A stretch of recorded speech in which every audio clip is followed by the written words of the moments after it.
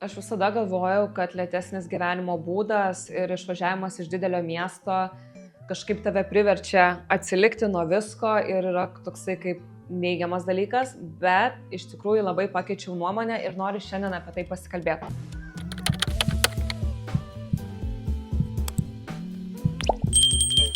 Sveiki, mano vardas Rūta, gyvenu Portugalijoje ir esu čia sukūrusi šeimą. Kas manęs nežino, tai aš esu iš Lietuvos, savaime suprantama, kalbu lietuviškai.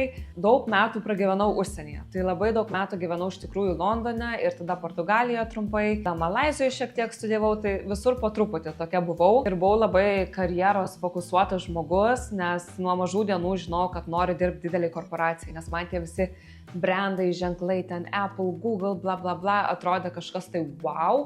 Ir aš žinojau, kad anksčiau ar vėliau aš ten atsidursiu. Tai iš tikrųjų labai tikslingai pabaigus universiteto judėjau tą kryptimį.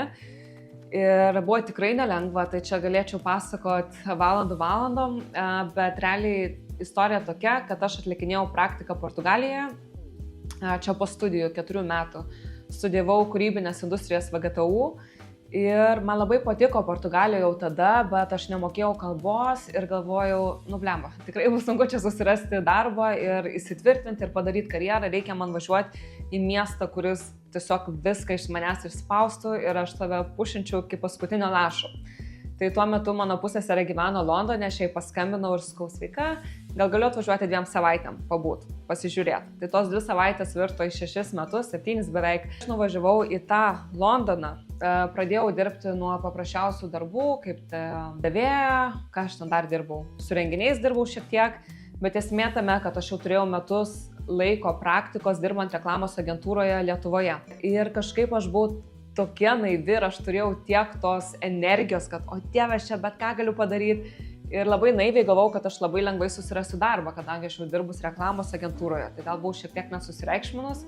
Ir ką, labai gyvenimas mane pastatė į vietą, nes aš kai tik pradėjau eiti interviu į paprastus darbus, ten junior pozicijas, man yra tokių net situacijų buvo, kur aš atinu ir man tiesiai akis sako, tu net nešneki angliškai ir atrodo, taigi aš šneku, susišneku, bet turbūt tuo metu aš dar nekalbėjau tokio lygio, kad galėčiau dirbti darbą pagal savo specialybę. Tada dirbau su tais renginiais, padavėja, bet tada vėlgi aš buvau ant tiek užsispyrus ir ambicinga, kur manęs niekas nesustabdė. Aš nežinau, kur ta energija dabar dingo. Čia gal prie to viso ir prieisiu, kaip aš dabar sulėtėjau ir mano ambicijos pasikeitė. Tai realiai aš tada dirbau dienom ir dienos metu dariau neapmokamą praktiką Thomson Reuters, tai čia yra žinių visų naujienų labai didelė įmonė, tai niekas man ten nemokėjo pinigų, tiesiog vaikščiau aplink, žiūrėjau, kaip kas veikia, popierius spausdinau, grinai, kaip iš filmų, o vakarais dirbau su renginiais. Tai visa jau tada mano organizmas po truputį pradėjo taip, Rūta, gal biškai reikia sulėtint, bet vėlgi man ten kas 20 plus metų labai jaunėlė buvau, tai tiesiog ignoravau visus ženklus, kol galiausiai po truputį įsivažiavau, nes tada gavau kitą jau apmokamą praktiką, dar vis praktiką. Ir tai man atrodo, kaip aš čia po 2 metų jau su patirtim turiu praktiką atlikinėti, internship vadinama. Bet vėlgi, Anglijoje ta patirtis praktika visai kitokia negu Lietuvoje, jin gali trukti metus laiko, yra aiškus planas ir taip toliau. Ir ką, ir tada su ta mano apmokama praktika aš įsivažiavau į mados industriją, kur gyvenime aš negalvojau, kad ten atsidursiu, nes šiaip man mada niekad nebuvo aktuali. Rengiuosi, kiek reikia rengtis, ten bandau derinti, bet aš ten niekad nebuvau apsėsta ten brandų ar kažką. Bet galvojau, jeigu man jau gyvenimas veda tą industriją, tai turiu sekti toliau.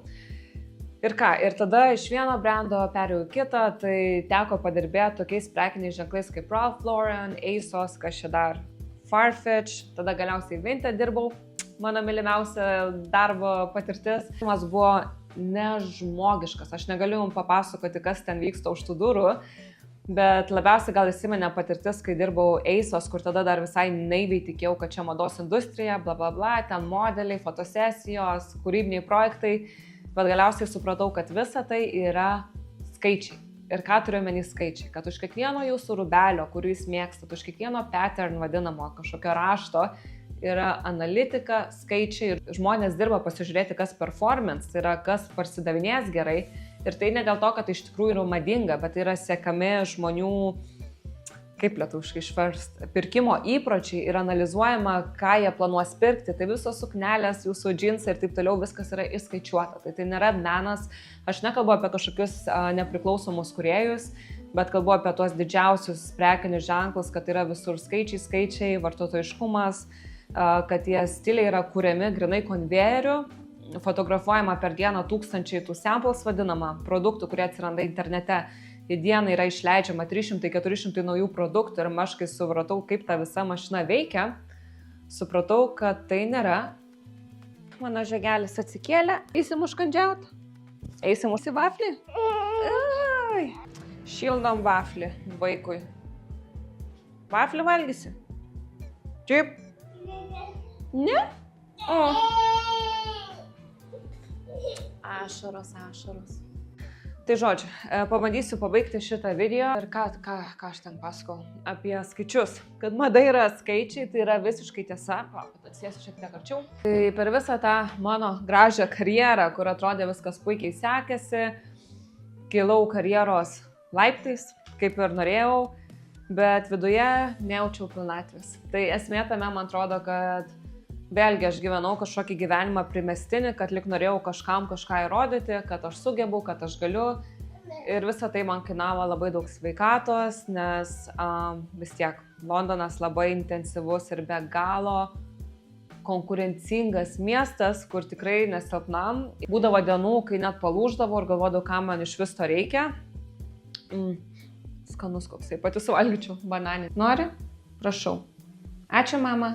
Dabar, kai gyvenu mažame jūrinėme miestelėje, atrodo, aš esu atradus visiškai ramybę ir galvoju, vardan ko man reikėjo taip draskytis ir kažkam įrodyti, kur aš visą gyvenimą realiai norėjau gyventi arti gamtos, ramaus gyvenimo būdo, nes visą laiką, kai važiuodavau ar atostogauti ir kur rinkdavosi būtent tokias atostogas, kur būtų kuo mažiau žmonių, kuo daugiau ramybės, niekad nekeliaudavau į didelius miestus, nebent kažkokiais darbo reikalais. Nežinau, ką gal būčiau pasakius savo jaunesniai, kad įsigryninti, net nereikia grynintis, iš tikrųjų, aš manau, mes kiekvienas viduje giliai žinom, ko mes norim, kokio gyvenimo būdo norim, kokio partnerio gyvenime norim ir tiesiog būti be galo atvira su savimi. Tai čia mano vienintelis patarimas, o ne bandyti kažką įrodyti ir gyventi kažkieno kito svajones. Nes labai dažnai man būdavo, kai aš dirbdavau tose mados namuose, žmonės ateidavo interviu, aš pati vesdavau tos interviu, kad samdyti tos žmonės ir matau tą energiją, kad žmonės ėjo į mados mokyklas geriausias, vien kad atsidurtų tenai. Atrodo, tie žmonės grinai nori būti ten, kur veda jų širdis, kuomet aš atsidūriau tiesiog visai atsitiktinai, sakyčiau, nes tiesiog Londone yra būtent, kai tu dirbi, pavyzdžiui, marketingo srity, tai nėra, kad kai Lietuvoje, pavyzdžiui, jeigu tu dirbi marketingę, tai tu jau visur gali daryti marketingą.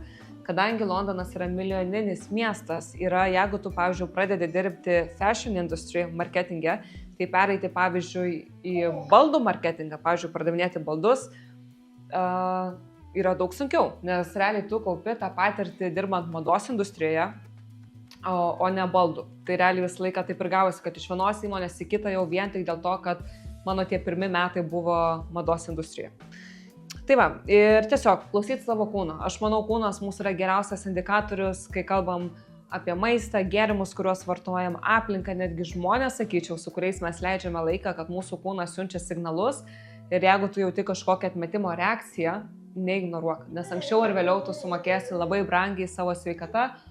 Taip, o gyvenimas labai trumpas, kad mes švaistytume savo sveikatą ir savo gražią energiją žmonėm, darbam, miestams, kurie ne tai, kad nenusipelna mūsų, bet tiesiog ne mums skirti. Vieni žmonės toje aplinkoje gali puikiai augti tiek karjeros prasme, tiek šeimos, asmenybės, kai tuomet kiti visiškai ne. Tai aš tiesiog, kaip ir sakau, ant popieriaus atrodė, kad gyvenu tobulą gyvenimą, karjera, prabanga, didelis miestas, daug žmonių, kai viduje mano širdis visai ko kito norėjo. Norėjo tiesiog ramybės, gamtos ir iš tikrųjų gyvenant mažame mieste aš matau daug daugiau pliusų, negu aš tikėjausi.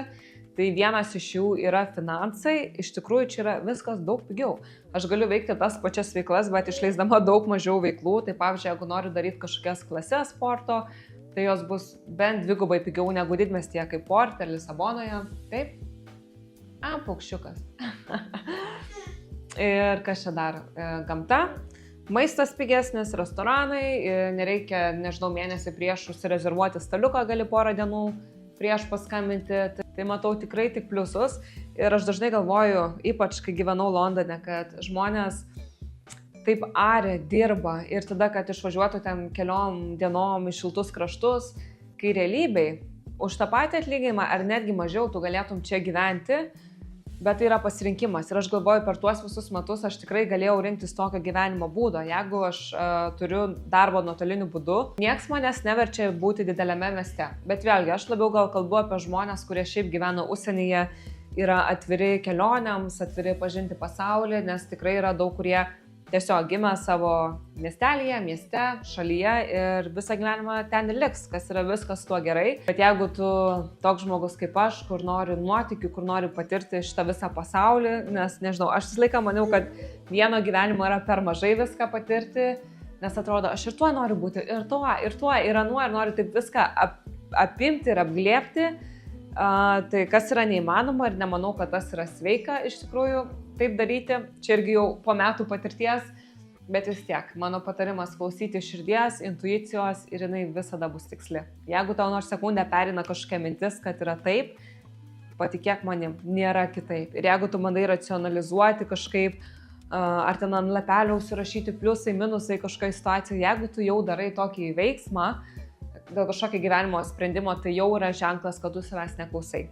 Ir vėlgi, pati puikiai žinai, kas po to būna. Šitas video buvo toks lengvas pasišnekėjimas, labiau susipažinti su manimi. Lauksim geresnių orų ir tikiuosi daryti daugiau video lauke, prie jūros, miške, bet kol kas nenusimato, dar vis labai lyja. Viskas. Sakys, ką čia vaiką maitina po kąsnelį? Po kąsnelį. Nem. Viskas, valgiam baklį, pabaigėm video ir einam žaisti. Taip? Einam? Gerai. Iki. Čiau.